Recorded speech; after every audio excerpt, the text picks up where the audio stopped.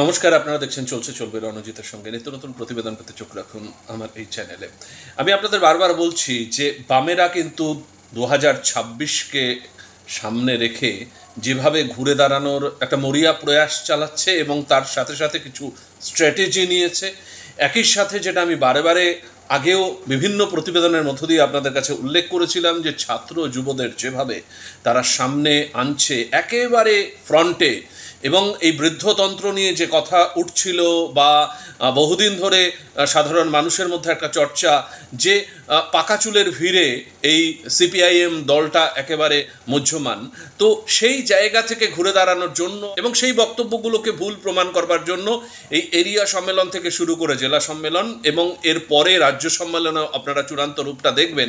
কিন্তু আমরা বুঝতে পারছি যে এই তরুণ ব্রিগেড, ছাত্রদের ব্রিগেড, তারা কিন্তু ফুল ফ্রন্টে, এবং এটাই এখন প্রত্যেকটা জেলার নতুন চিত্র। যেভাবে গণডেপুটেশনগুলোতে সাধারণ মানুষের ভিড় হচ্ছে এবং তাদের যে মেজাজ দেখা যাচ্ছে সেটা কিন্তু কিছুদিন আগেও এতটা লক্ষ্য করা যেত না। মূল বিষয় হচ্ছে বীরভূমের মাটিতে বহুদিন ধরে দাঁত ফোটাতে পারেনি সিপিআইএম বা বামেরা।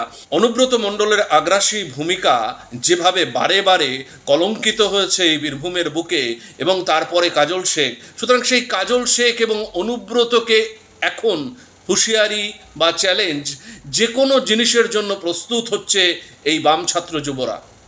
এবং তাই বিভিন্ন কর্মসূচিতে যে ভিড় দেখা যাচ্ছে এবং সেখানে যে মেজাজে পাওয়া যাচ্ছে বাম কর্মীদের, সেটা নিশ্চিতভাবে সিপিআইএমের আহ্লাদিত হওয়ার এই মুহূর্তে যথেষ্ট কারণ রয়েছে।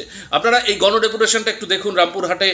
সেখানে মানুষের মেজাজ কোন জায়গায় ছবি দেখলেই বুঝতে পারবেন। আসলে বডি ল্যাঙ্গুয়েজটা না অনেক কিছু বলে দেয় যে তারা কিভাবে আগামীর দিনে এগোবে। এবং আপনাদেরকে জানিয়ে রাখি, এই সমস্ত অঞ্চলে যেখানে বুথে কোনো রকম কর্মী দিতে পারতো না এবং সাধারণ মানুষ তাদের ভোটাধিকারটা 2011-র পর থেকে নিজেদের মত অনুযায়ী দিতে পারেনি, সেই অবস্থার কিন্তু পরিবর্তন হতে যাচ্ছে, এরকম আমরা ইঙ্গিত পাচ্ছি। বিভিন্ন এরিয়া কমিটি যেগুলো গঠিত হচ্ছে সেগুলো একেবারে বুথ লেভেলে তারা কমিটি ইতিমধ্যেই বহু গঠন করে নিয়েছে, এবং আরও যেগুলো বাকি রয়েছে বুথ ভিত্তিক এই কমিটিগুলো নির্বাচনের সময় সক্রিয় ভূমিকা পালন করবে বলেই আমরা যতটুকু তাদের সাথে কথা বলে বুঝতে পারছি।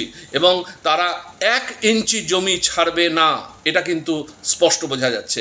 আমি আর কথা বাড়াবো না, আপনারা একটু ছবি দেখুন যে এই যে রামপুরহাটে বা বীরভূমের এই বিভিন্ন ব্লকে এই রকম চিত্র কিছুদিন আগেও কল্পনা করা যেত না, যেখানে অনুব্রত মণ্ডলের দাপটে ওই পুলিশকে যেরকম বোম মারার জন্য তিনি নিদান দিতেন, ঠিক একই রকম সাধারণ মানুষের উপর এবং বিশেষ করে বাম কর্মী সমর্থকদের উপরে যেভাবে তিনি বারে বারে অত্যাচার নামিয়ে এনেছে, চোখরাঙানি নামিয়ে এনেছে, সেটাকে প্রতিহত করে এখন এই মেজাজটাই দেখা যাচ্ছে বীরভূমের অলিতে গলিতে। দেখুন একটু, আমাদের সমস্ত দিকে নজর থাকবে, আপনাদের নজর থাকুক চলছে চলবে রণজিতের উপর। ধন্যবাদ।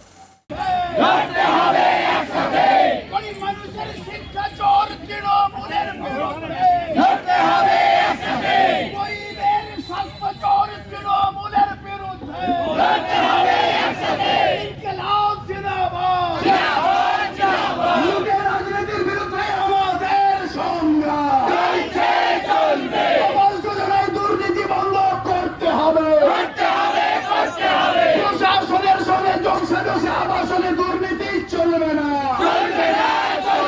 সক্রিয় হীরের বাড়ি চাই, সব গরিবের বাড়ি চাই, দাবিতে আজকের বিক্ষোভ চলছে চলবে, আজকের ধর্ণা চলছে চলবে। মানুষের বাড়ি লুট করতে দিচ্ছি না, দেব না, মানুষের বাড়ি লুট করতে দিচ্ছি না, দেব না,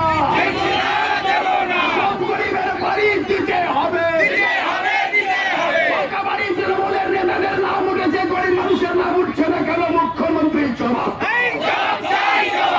গরিবের বাড়ি চোর তৃণমূলের বিরুদ্ধে, লুটেরা তৃণমূলের বিরুদ্ধে,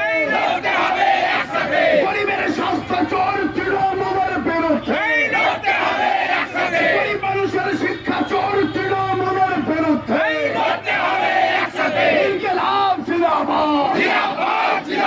সিপিআইএম জিন্দাবাদ।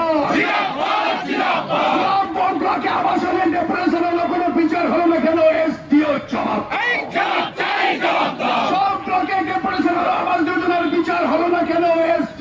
জবাব দাও। তৃণমূলের নেতারা বাড়ি পাবে, গরিব মানুষ পাবে না, কেন জবাব দাও।